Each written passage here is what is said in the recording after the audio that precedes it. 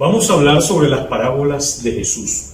En primer lugar, nos vamos a poner unos lentes para identificar tres claves con las que vamos a desentrañar y abordar el misterio contenido en las parábolas de Jesús.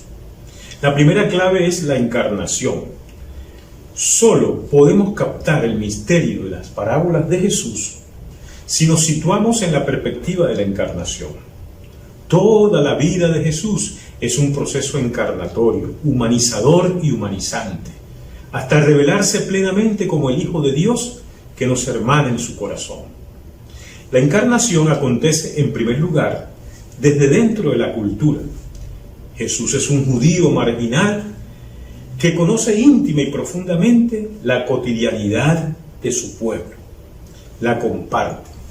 Por tanto, como veremos, las parábolas de Jesús están elaboradas con la materia prima de la cotidianidad de sus paisanos, desde sus experiencias concretas, que son también las experiencias de Jesús.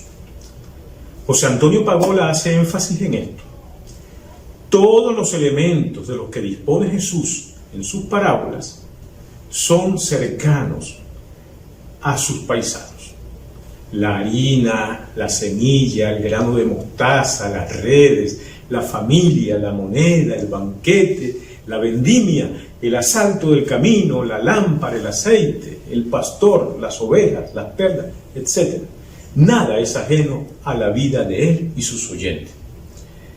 Ahora bien, Jesús está dentro de las coordenadas culturales de sus paisanos, pero no desde cualquier lugar. Su lugar teologal es la periferia, es decir, desde abajo de la pirámide social. Por tanto, la encarnación no es solo inculturación, no solo es desde dentro, es opción preferencial por los pobres.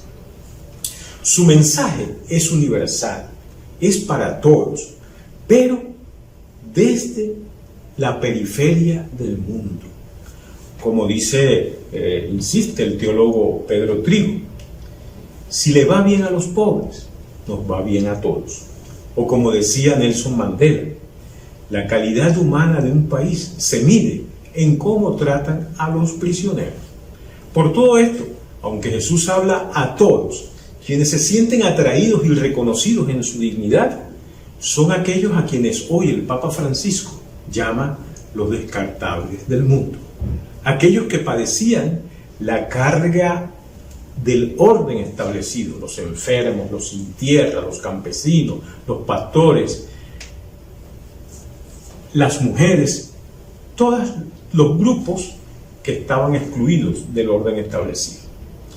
Jesús se hace prójimo a ellos, los acoge en su corazón, empatiza, se compadece.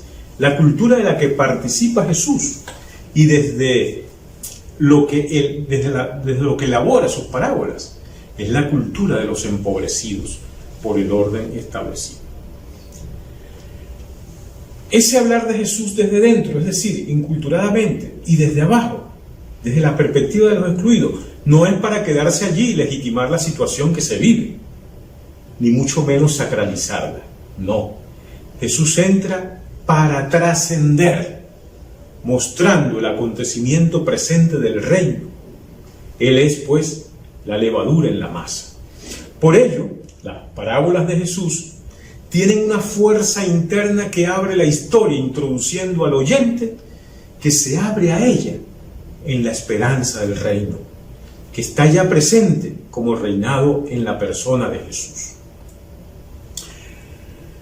Por eso, las parábolas son buena noticia para los pobres, porque esa existencia cerrada de los excluidos, que los excluidos viven a causa del orden establecido, en las parábolas Jesús ofrece una nueva relacionalidad que trastoca la ideología y el sistema de valores del orden establecido, y con los mismos elementos cotidianos introduce la novedad de Dios, la perspectiva de Dios, su reino fundado en esa cotidianidad, en la esperanza. O sea, las parábolas, como vamos a ver, toman la materia prima de la cultura desde abajo, pero esa cotidianidad que está cerrada la abren Y Jesús en la misma parábola cambia el orden de los valores y trasciende la cultura introduciendo la novedad del reino. La segunda clave importante que se desprende de la primera es tener clara la distinción entre observar y contemplar. La observación propia de una mirada científica, las ciencias modernas, por ejemplo, observan la naturaleza para desentrañar la ley y así, conociendo la ley de la naturaleza, pues poder controlar y dominar la ley de la naturaleza y ponerla a nuestro servicio.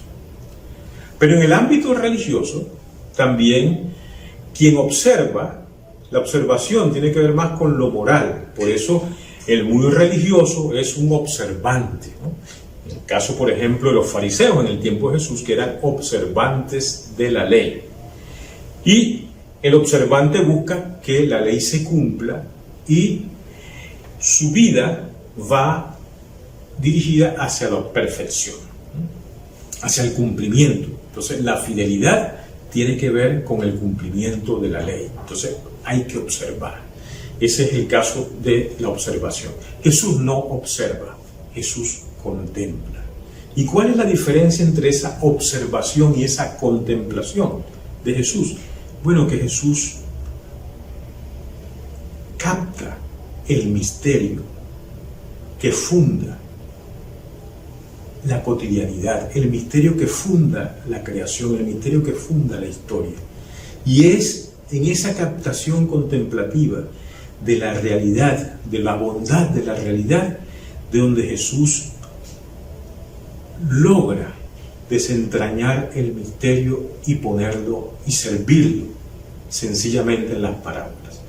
Entonces, para los pobres que tienen una mirada de su cotidianidad y que en un sistema, en un orden de valores cerrada, esa oferta que Jesús le hace a través de la parábola le abre su cotidianidad, los abre a la contemplación, a esa fuerza, a ese misterio de Dios que ya está actuando en medio de nosotros.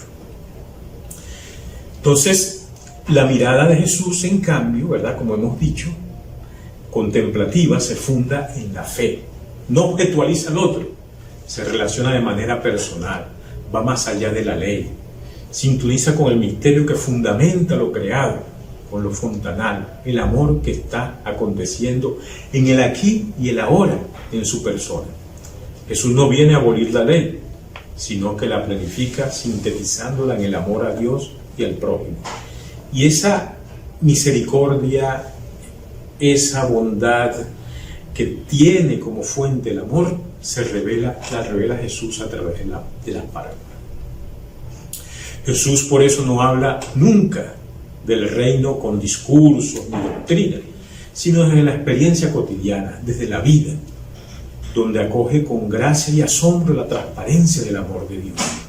Desde allí sorprende mostrando el rostro compasivo y misericordioso de Dios, que resulta desconcertante e incomprensible para escribas y fariseos, porque son observantes, quienes ahogados en esa observancia doctrinal han perdido la mirada contemplativa de la vida. Y aunque son versados religiosos, no comprenden las parábolas. No tienen oídos para oír, ni ojos para ver, porque están clausurados en la observancia. Jesús, con sus parábolas, insisto, abre la cotidianidad cerrada de los pobres a la esperanza del reino. La hace presente. Jesús no es solo un cuentacuento o un pedagogo. Sus parábolas abren la vida y la historia al señorío de Dios y lo hacen presente. La tercera clave importante en estos lentes que nos estamos poniendo para comprender las parábolas es la distinción o la relación entre reino y reinado. Los contemporáneos de Jesús esperaban, vivían unas expectativas mesiánicas y esperaban un reino y un Mesías poderoso que liberaría a la nación de Israel de la humillación de ser una nación sometida al poder imperial romano. Este Mesías sería un rey justo que gobernaría Israel e instauraría el reino de Dios con poder y gloria. Soñaban con una patria liberada del yugo opresor y nadando en la abundancia, para poder vivir disfrutando de ese cúmulo de bienes sentidos como dones de Dios. Los discípulos de Jesús también participan de esas expectativas. Recordemos la petición que le hace la madre de los Zebedeos a Jesús, ¿no? Pero el reino del que habla Jesús es la fraternidad universal de los hijos e hijos de Dios. No tiene que ver nada con esas expectativas. Y acontece ya en la misma persona de Jesús. Por eso Él es el Hijo y hermano universal, que nos hermana en su corazón. Se dice también que Jesús es la parábola de Dios. Es decir, en Él acontece lo que Él anuncia. Ese reino que se espera está aconteciendo ya en Jesús. Y las parábolas comunican esa presencia ya del reino. O sea, lo que está Él anunciando está aconteciendo en Él, en su praxis, en su palabra, en sus relaciones. En Él Dios reina. Imagínense lo sorprendente y escandaloso de las parábolas, que al hablar del reino, algo tan grande, tan deslumbrante, tan poderoso que se esperaba, Jesús lo compara con elementos insignificantes, pequeños y algunos hasta despreciables de la cultura religiosa. La mujer, la levadura, los niños, el pastor. Entonces, ahí, esto es muy importante, este dato. Nos dice, por ejemplo, José Antonio Pagola: con las parábolas de Jesús sucede algo que no se produce en las minuciosas explicaciones de los maestros de la ley. Jesús hace presente a Dios irrumpiendo en la vida de sus oyentes. Sus palabras conmueven y hacen pensar, tocan el corazón y les invitan a abrirse a Dios.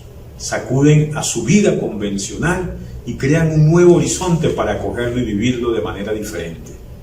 La gente las escucha como una buena noticia, la mejor que pueden oír de boca de un profeta. Su mensaje está abierto, no se impone, dice: el que tenga oídos para oír, que oiga. No es un enigma, pero quienes escuchan son los pobres y aquellos que salen de sí, de la doctrina, y se hacen como niños. Por eso Jesús ora diciendo: te bendigo, Padre, Señor de cielo y tierra, porque has ocultado estas cosas a los sabios y entendidos y se las has revelado a la gente sencilla.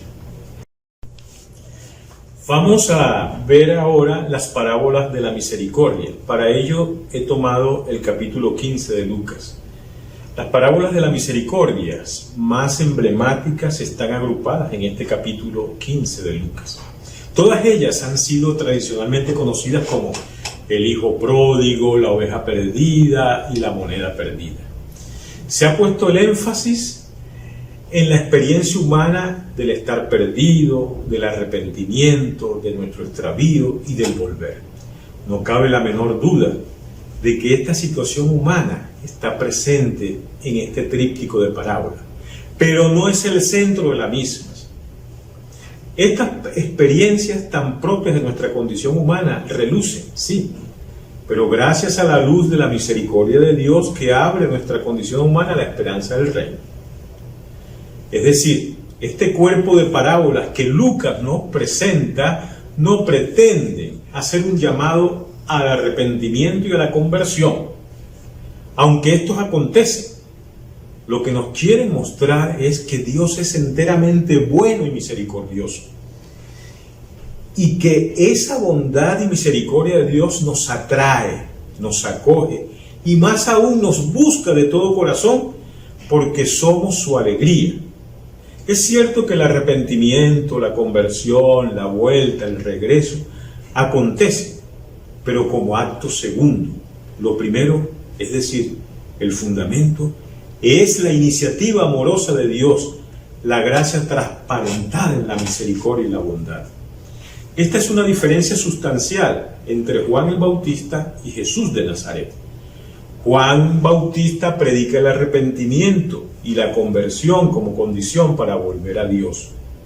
Jesús no pone condiciones, Él acoge, ama, y esa experiencia nos transforma y convierte. Es la primacía de la gracia. Esto no es propio de la Esto que es propio de la praxis de Jesús acontece en las parábolas. Por eso Edward Schweitzer se atreve a afirmar que Jesús es la parábola de Dios. Si retomamos la clave del desde dentro, como habíamos visto en el primer punto, vemos con claridad que Jesús parte de elementos propios de la cultura de sus paisanos. Toma en cuenta el imaginario patriarcal. Nos habla del padre y de la familia en la que el padre es figura central. En la familia se presenta un conflicto porque el hijo menor quiere su herencia. Los conflictos de convivencia en la familia, como hoy, eran parte de la vida. Pero lo que resulta desconcertante es la actitud del padre. No pleitea, no se impone, escucha a su hijo y entrega la parte que le corresponde según el hijo solicita.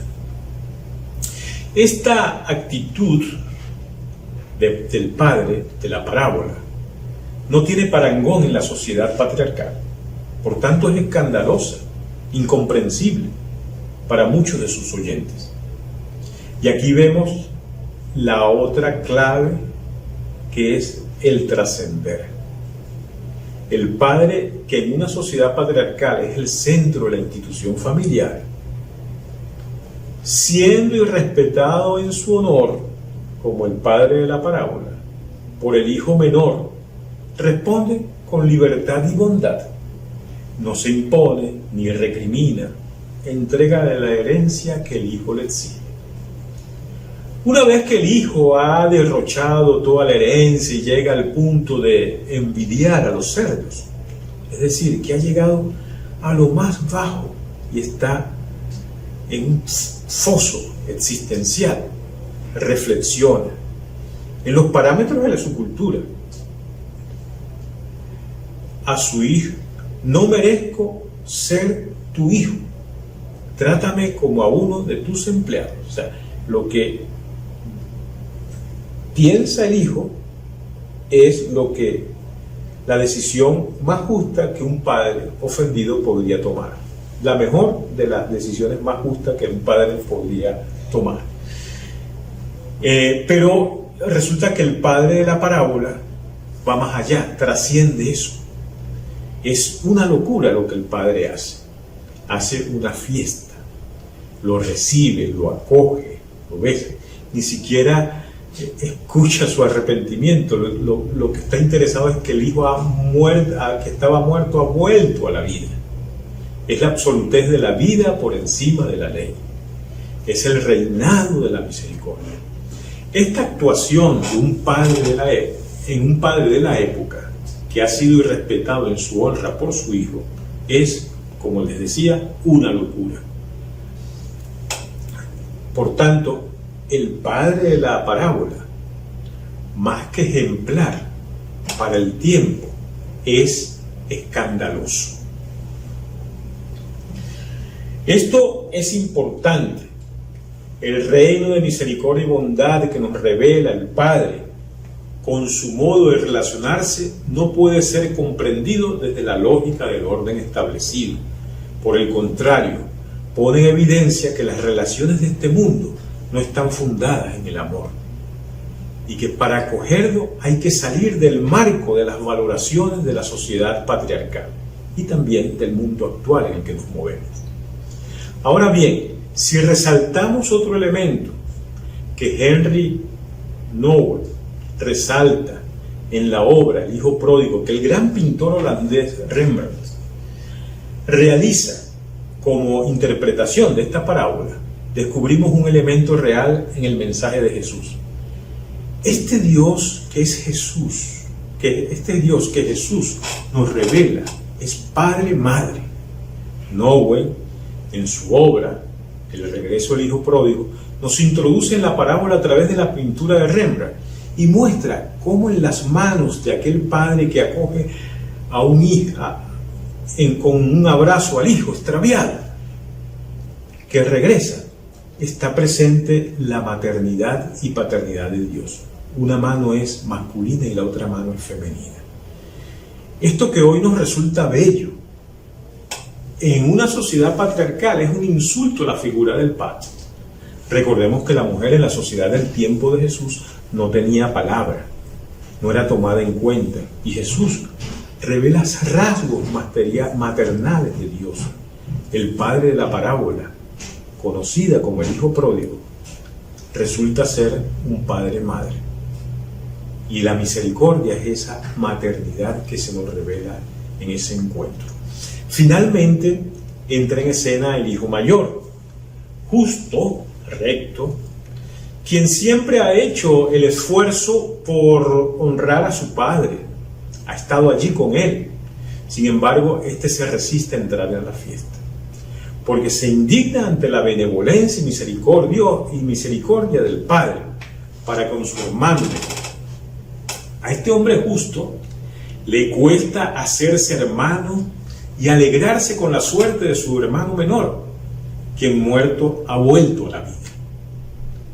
Él ha sacado del corazón a su hermano, por eso se resiste a entrar a la fiesta. Pero al cerrarse a su hermano, se cierra también al padre y también se autoexcluye de la fiesta. Y la fiesta es signo del reino. El reino que Jesús anuncia llega como reinado, esto es, acontece cuando nos relacionamos como hijo y hermano. Y esta es la fiesta que no acepta el hermano mayor, el hombre recto. Y este reinado es el que acontece en Jesús. Las otras dos parábolas refuerzan esta línea que revela a Dios como enteramente bueno y misericordioso. En la primera, el pastor hace algo desconcertante. Deja las 99 y va a buscar a la oveja que se ha perdido, que se ha extraviado. Y la de la moneda perdida también. La mujer se activa para buscar la moneda y se alegra con sus vecinas al encontrarla. Todos, como dice Pagola, todos reconocen que Dios acoge siempre a los pecadores arrepentidos. Por eso ni siquiera los fariseos negaban su amistad a un pecador que daba muestras serias de arrepentimiento. Pero lo de Jesús, ¿acaso no es demasiado? Está sugiriendo que el retorno del pecador no se debe a su conversión, sino a la irrupción de la misericordia de Dios en él. O sea, es el Dios que sale a buscar. Sus oyentes familiarizados con el mundo del pastoreo saben que el pastor del que habla Jesús actúa de una manera desconcertante por cuidar a la oveja que se ha extraviado, deja las 99. Eso es desconcertante. Es decir, la bondad y la misericordia de Dios desconcierta a sus oyentes, porque con su modo de relacionarse, de ser pastor, este subvierte el orden de valores del mundo, del orden establecido. Además, es importante hacer notar que Jesús se atreve a hablar del reino mostrando el modo de Dios a través de un pastor. Este dato es clave, porque los pastores eran pobres, excluidos, y en este caso Jesús personifica en el pastor la manera bondadosa y misericordiosa de ser de Dios. De igual manera lo hace con la parábola de la moneda perdida, donde compara a Dios con una mujer que ha perdido una moneda, y esa mujer se desvive por encontrarla, y cuando la encuentra se alegra y anuncia a sus vecinas tamaña alegría. Pero esa mujer representa a Dios en la parábola. En este capítulo Jesús nos muestra a Dios a través de la imagen de un padre-madre rico en bondad y misericordia. Y también en una sociedad donde se esperaba un Mesías que instaurara el reino, con poder y gloria, Jesús anuncia el reino y el rostro que le pone a su anuncio es el de una mujer pobre y también el de un tierno pastor. Esto ha debido ser muy escandaloso. Vamos ahora a ver la parábola de la compasión. La más emblemática es la conocida como la parábola del buen samaritano, que está en Lucas 10, 25 al 37. Un jurista le pregunta a Jesús para ponerlo a prueba qué ha de hacer para alcanzar la vida eterna. Jesús le remite a lo medular de la ley, el amor a Dios y al prójimo. A lo que éste le vuelve a preguntar, ¿y quién es mi prójimo? Jesús no cae en discusiones doctrinales, propone un camino de relación y lo ofrece con la parábola de la compasión, conocida como la parábola del buen samaritano. El relato comienza con un hecho muy cotidiano para Jesús y sus paisanos.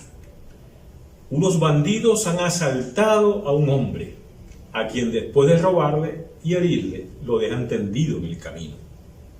Nos recuerda José Antonio Pagola que los asaltos de camino eran muy frecuentes en tiempos de Jesús, porque los niveles de exclusión y despojos llevaron a muchas personas a convertirse en asaltantes de camino como medio de sobrevivencia. El camino de Jerusalén a Jericó era paso frecuente y estaba lleno de cuevas y barracones. Era muy propicio para los salteadores de camino. Jesús, pues, en primer lugar, genera una atmósfera de empatía entre los oyentes y el herido del camino, pues por el contexto a cualquiera de los oyentes le ha podido pasar. Cualquiera de los oyentes puede ser ese herido del camino. Pero Jesús quiere dejar claro que no somos prójimos, sino que nos hacemos prójimos. Y esto es muy importante. Es decir, dependiendo del modo de relación con los otros, seré o no seré prójimo. Hacerme prójimo implica salir de sí al encuentro del otro. Por eso, ante el herido del camino, Jesús presenta varias actitudes y las representa en personajes conocidos por sus oyentes. Los dos primeros son el sacerdote y el levita, ambos personajes muy religiosos, respetados y vinculados al templo. Ambos ven al herido y dan un rodeo y se van por otro camino. El samaritano, por el contrario, siente empatía por aquel hombre, se compadece y lo atiende con ternura, poniendo todos los medios para los cuidados. Pasa la noche cuidándolo y al día siguiente sigue su camino, pero deja dinero al dueño de la posada para que cuide al herido. En esa cotidianidad llena de violencia, miedo e indiferencia, irrumpe como buena nueva la empatía, la compasión y la solidaridad como signos del amor de Dios. Presente ya, aquí y ahora, y viene desde donde nadie lo espera, desde el samaritano. Como todos sabemos, judíos y samaritanos se despreciaban mutuamente. Razones históricas, memoria histórica herida. El samaritano no se fija en quién es el herido, él se hace prójimo. Mientras tanto, el sacerdote y el levita no salen de sí, no tienen ojos para ver al herido, ni corazón para empatizar. No se compadecen ni se solidarizan. Como están encerrados en sus intereses religiosos, no salen de sí, no se hacen prójimos. En el samaritano acontece ya el reinado de Dios. Ese samaritano es Jesús. Si tomamos esa parábola en el conjunto de los evangelios, vemos que esa parábola revela a Jesús, en quien acontece el reino como reinado. Vamos ahora a ver otro texto para ver cómo ese reino que Jesús anuncia está ya presente y que nos invita a valorar el presente. Y les hablo del tríptico de parábolas que está en Mateo 25, que hace énfasis en el peso que tiene en el presente la relación con el novio, Señor del día y la hora. La corresponsabilidad con el Señor que nos confía los talentos para hacerlos productivos. Y el Rey Señor de la vida y de la historia, cuya única medida es, la pregunta, ¿qué has hecho con tu hermano más pobre? Revelando que el servicio y la solidaridad con los más pobres es el camino de la salvación porque hace presente el reinado de Dios. De hecho, me gusta verlo como un tríptico, estas tres parábolas, que a modo de cascada va llevando una a la otra. La parábola de las doncellas hace énfasis en la relación personal con el novio Señor del día y la hora. Y el aceite, intransferible, es la relación personal. La de los talentos, el contraste entre la confianza y el miedo, y cómo la voluntad del Señor es que crezcamos, produzcamos. Pero ese crecimiento es para el servicio, la solidaridad con los más pobres, que es, al final de cuentas, la pregunta final. El reino no es algo que esperamos en el futuro, acontece ya en el presente como reinado, y si descuidamos el presente, no participamos de él. En la parábola de las doncellas, todas están en la expectativa de la venida del novio. Todas cabecean, todas se duermen, pero a la hora del aviso de la venida del novio, las sensatas que habían sido precavidas, con la conciencia de que el día y la hora no depende de ellas, sino del novio, a la hora de la llegada del novio tenían las lámparas encendidas, suficiente aceite, porque tomaron la previsión y llevaron suficiente aceite. Las necias, en cambio, insensatas, actuaron como si el día y la hora dependiera de ellas y no llevaron aceite suficiente. Y a la hora de la llegada del novio, sus lámparas no resistían. Entonces pidieron a las sensatas que compartieran el aceite. Y éstas se negaron, no por egoísmo, sino porque el aceite es intransferible. Tiene que ver con la relación personalísima con el novio que te lleva a vivir el presente con tal confianza y densidad que sabes que el día y la hora no están en tus manos. Y ese aceite es intransferible. La respuesta de la sensata nos puede resultar chocante.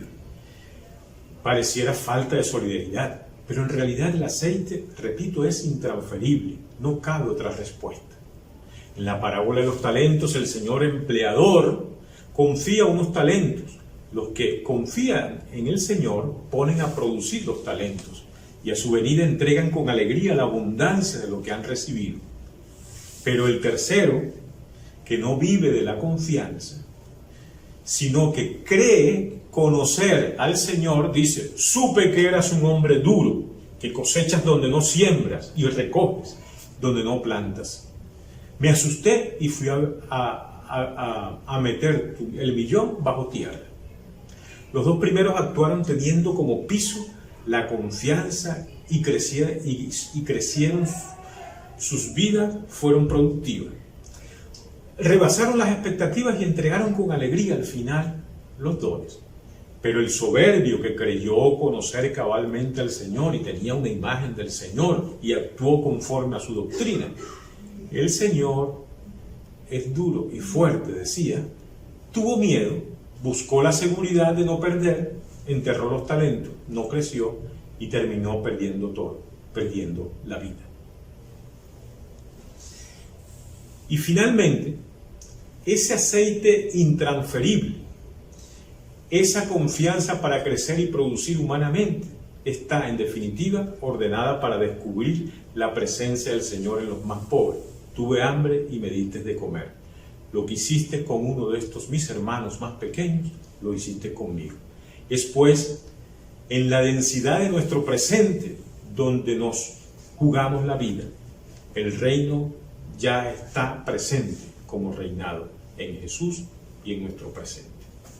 Para cerrar, vemos entonces cómo esos lentes que nos pusimos al inicio de la encarnación, que es desde dentro, desde abajo, para trascender, también cómo esa mirada contemplativa de Jesús y cómo esa clave del reino que acontece en Jesús como reinado están presentes en las parábolas. O sea, las parábolas no son algo aparte de la praxis de Jesús ni del anuncio de Jesús, sino son una condensación de esa propuesta de Jesús, que es el reino.